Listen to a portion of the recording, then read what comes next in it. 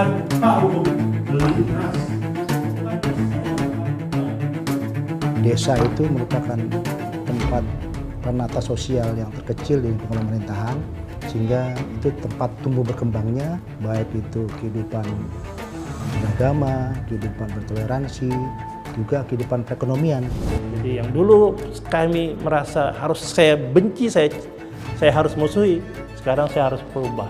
Saya harus cintai negeri ini sebagai bagian dari amanah Allah yang harus saya lakukan. Radikalisme itu sangat berbahaya. Makanya saya mau mengedukasi ini.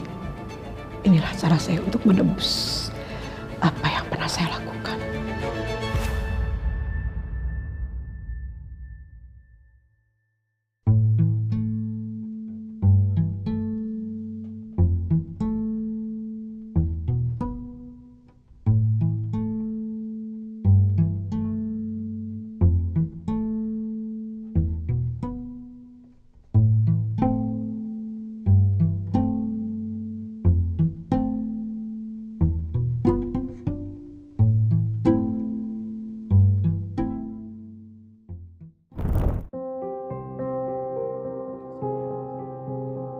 Nama saya Abdul Haris alias Haris Hamir Falah, dan saya salah seorang dari mantan narapidana terorisme di Indonesia. Sudah, semuanya ada ya?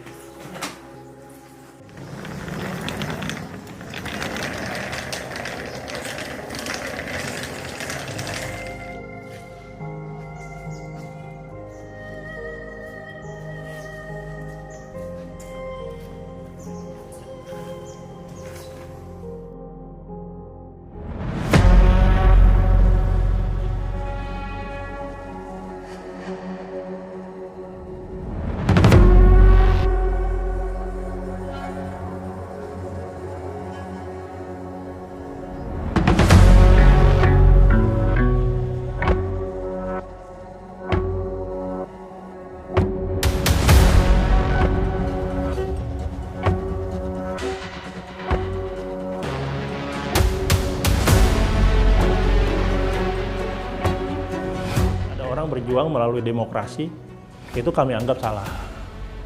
Berjuang yang benar itu harus melalui mengangkat senjata, berperang dengan orang-orang yang menentang kebenaran yang saya pahami waktu itu. Saya dipahamkan Islam yang ya sangat kaku sekali, kemudian juga mengandung unsur-unsur kekerasan, dan terbentuk bahwa saya merasa saya dan kelompok saya lah yang paling benar. Di luar dari kelompok saya itu, walaupun sama muslim ya, saya anggap itu salah, apalagi di luar muslim.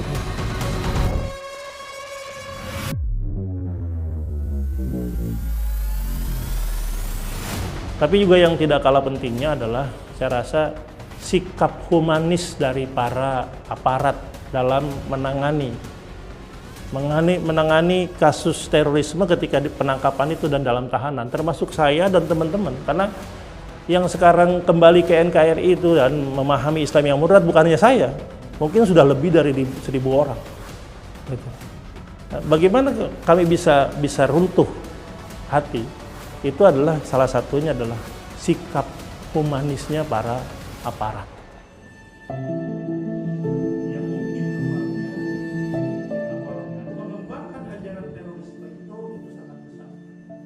Nah, pada saat ada orang yang kemudian menyatakan perbedaan itu harus ditolak, gitu ya.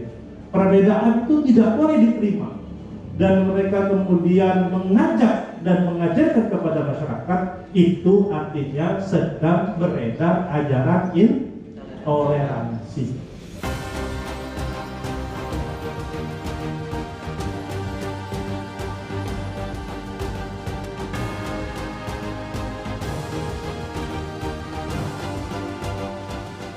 Mendasari kita, jadi kita mempunyai ide pertama kali mencetuskan program Desa Siap Siaga ini, bahwa kita ingin membangun suatu sistem ataupun pola pencegahan potensi ancaman radikal terorisme ini secara terintegrasi.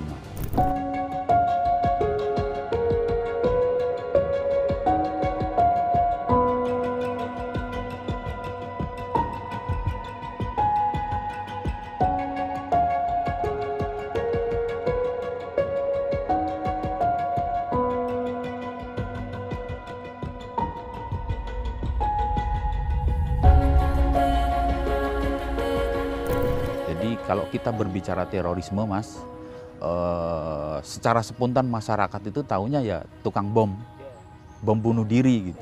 Padahal aktivitas terorisme itu sangat banyak sekali. Di situ ada rekrutmen, kemudian di situ ada propaganda, di situ juga ada pendanaan, bagaimana organisasi bisa hidup, dari mana itu dananya. Nah, itu kita sampaikan ke masyarakat, bagaimana mengenali ciri-ciri radikal teror ini di masyarakat, sehingga masyarakat ini akan muncul kepekaan, sehingga masyarakat ini akan muncul kesadaran dan berani melaporkan dan peduli untuk berbicara. Ayo kita sama-sama mencegah ini dari desa, dari masyarakat kita.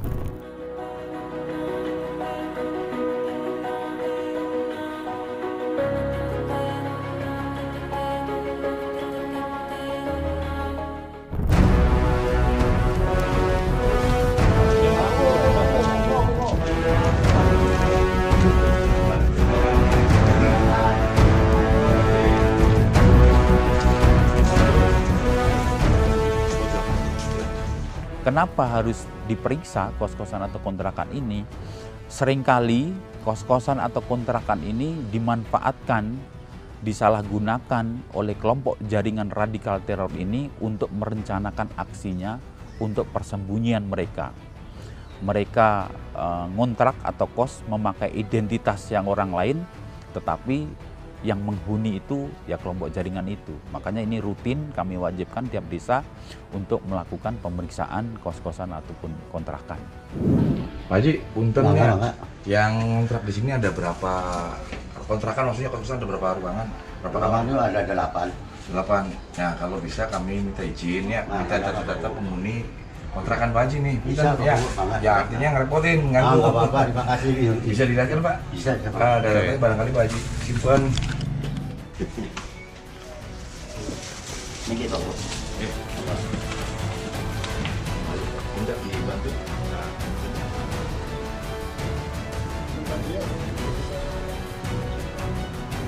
Ya, kalau masyarakat kita ini sangat tanggap dah.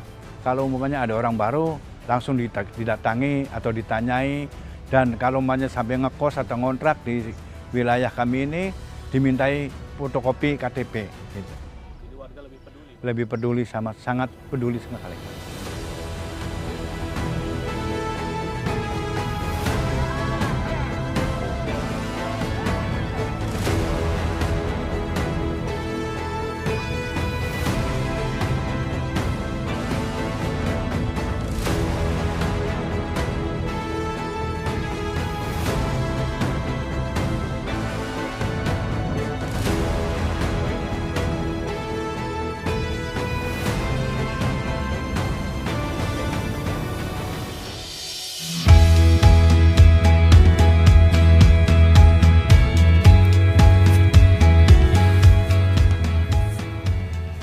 Masyarakat berharap dengan adanya pembudayaan lele itu, ya mereka jadi nggak harus jauh ke pasar, karena dari sini pasar Jamblang itu cukup jauh gitu kan. Nah, mereka nanti akan mendekat. Satu itu. Kedua, dengan adanya budidaya lele, banyak sekali warga yang terutama usia produktif itu masih belum jelas, Pak. Mudah-mudahan saya bisa merekrut mereka gitu loh. Dan apalagi kan program pemerintah tentang MBG. Kalau saja MBG ini masuk di wilayah kami, mudah-mudahan kami bisa menyuplai Pak untuk kebutuhan biji gitu. Perempuan itu Mas, kalau dia sudah paham radikalnya, itu sudah dia pahami, itu lebih keras loh Mas dari laki-laki. Karena dia akan membawa anaknya, dia akan membawa suaminya, dia akan membawa lingkungan keluarganya.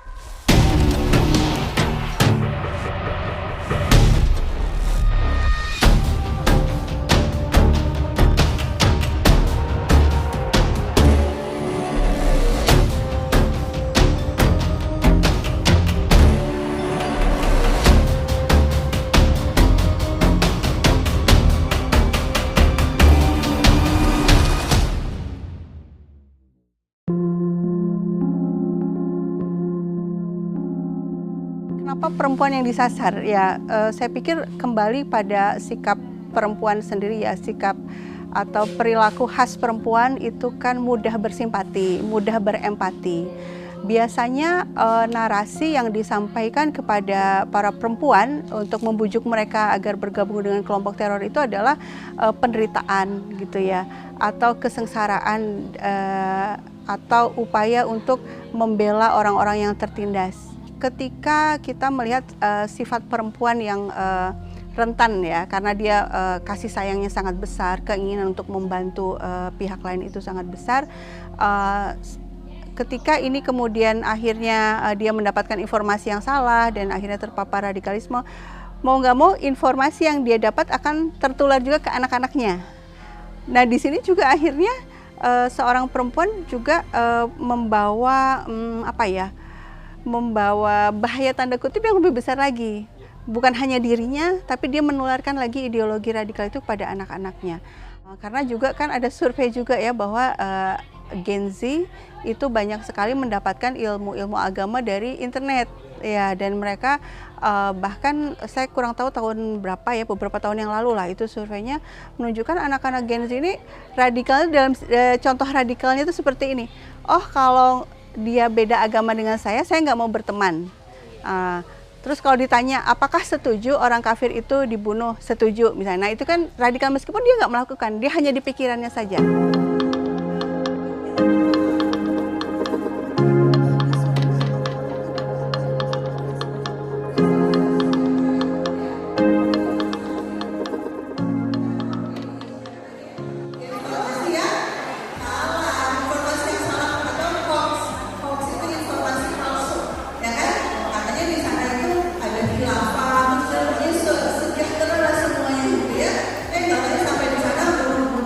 Salah satunya tentu dengan memenuhi media sosial dengan konten-konten toleransi, kasih sayang, dan jadi ini ya, upaya anti radikalisme atau pencegahan radikalisme itu perlu dilakukan di segala lini, terutama memang di medsos karena mereka masuknya juga lewat medsos gitu ya.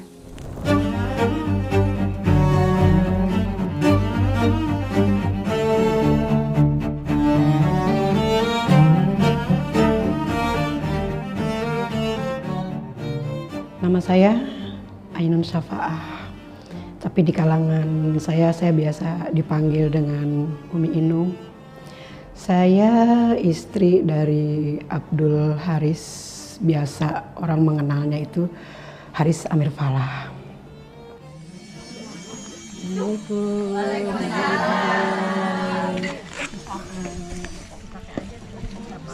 Di media sosial itu banyak tersebar paham-paham radikal. Tanpa betul gitu.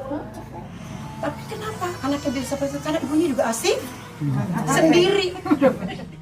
Dari awal pernikahan kami, saya sudah paham betul kalau tidak tertangkap ya terbunuh. Dan itu sudah di dalam hati saya, dalam pikiran saya itu udah saya pasrahkan, dan saya bangga, nggak ada ketakutan tuh, nggak ada ketika itu. Makanya ketika saya dari mulai hamil ya sampai saya sudah hamil tua, itu suami saya itu selalu dalam pelarian karena kasus-kasus yang diikuti oleh suami saya itu memang kasus-kasus besar. Seperti kasus Lampung, dari mulai NII sampai kemarin yang terakhir Aceh. Radikalisme itu sangat berbahaya. Nak. Ciri-cirinya begini nak nih, ajarannya pertama, mulai mengajarkan kebencian. Kebencian kepada siapa? Kepada pemerintah, kepada lingkungannya. Makanya anak saya yang pertama itu saya didik betul supaya bisa mengikuti jejak kami, dan berhasil. Harusnya bangga ya, harusnya kita bangga kan apa yang kita tanamkan anak kita jalankan, harusnya bangga. Tapi itu dulu ketika saya masih berpaham radikal. Tapi ketika saya merasakan bahwa ini suatu kesalahan, saya sudah terlambat untuk memeluknya.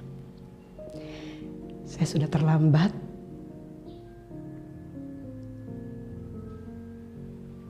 untuk ngajak kembali. Saya mengedukasinya ya jangan sampai itu terulang. Bahwa bangun komunikasi yang baik dengan anak, beri pemahaman yang agama yang benar. Bukan agama yang memusuhi, bukan agama yang intoleran, tapi agama yang toleran, penuh kasih. Mudah-mudahan apa yang saya alami tidak dialami oleh ibu-ibu anak-anak di Indonesia ini. Makanya saya mau mengedukasi ini. Inilah cara saya untuk menebus apa yang pernah saya lakukan. Entah bagaimana nanti penilaiannya Allah. Tapi saya berusaha. Inilah yang saya lakukan. Untuk agama saya, untuk negara saya.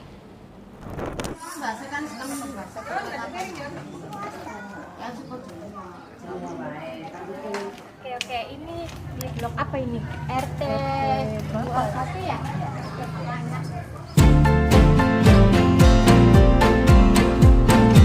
Jadi tupoksi kami sebagai penggerak desa itu adalah sesuai diambatkan oleh BNPT. 1. Memberikan wawasan atau memberikan pengalaman, bukan pengalaman Pak ya. Jadi memberikan pelajaran apa sih tentang radikal itu, apa sih bahayanya radikal itu. Untuk targetnya saya gini ya, target itu tidak saya ngambil bukan tebang pilih, tebang rata. Karena masuknya paham radikal itu tidak hanya ke seorang ayah, tidak ke laki-laki, tidak hanya ke ibu-ibu, tidak hanya ke remaja, anak-anak pun kena. Jadi semuanya saya sosialisasikan, karena apa? Target mereka tuh target semua untuk kalangan teroris. Fungsi perempuan sebagai penggeraknya itu kita ke perempuan lagi Mas, ya. Supaya apa? Supaya dengan adanya perempuan penggerak itu motivator seorang perempuan itu di kalangan dari kalangan terendah, menengah dan atas itu perempuan itu harus tetap. Karena dengan terindikasinya perempuan itu bisa menghancurkan segalanya. Karena makanya situ di satu perempuan itu harus hebat, harus jago dan harus bisa membentengi diri. Kuncinya satu, yaitu kami harus bersinergi dan kolaborasi terhadap kementerian lembaga terkait untuk sama-sama membangun desa.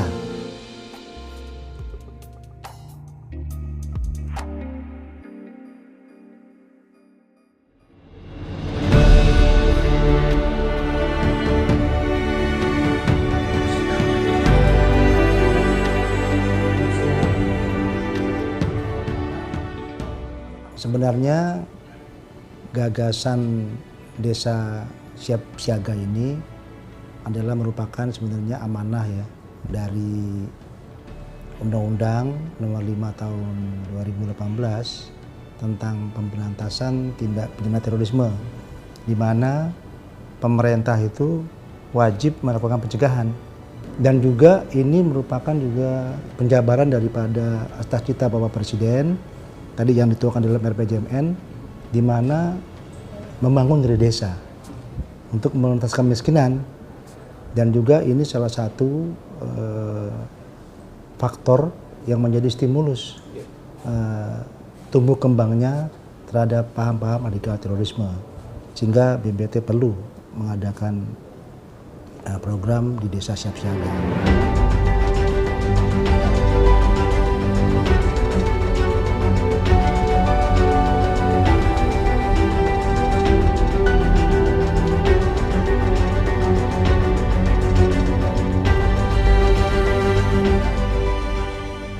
Walaupun Indonesia selama 2,5 tahun lah katakanlah demikian memperoleh zero terror attack gitu ya, prestasi itu, tapi kalau kita lihat kecenderungannya di media sosial dan kalau kita lihat juga indeks potensi radikalisme yang dibuat oleh BNPT sendiri, itu angkanya cukup tinggi gitu ya, berada di angka 11,6 di tahun 2024, 11,7 2023, dan 10% di tahun 2022. Artinya ini angka yang cukup mengkhawatirkan menurut saya.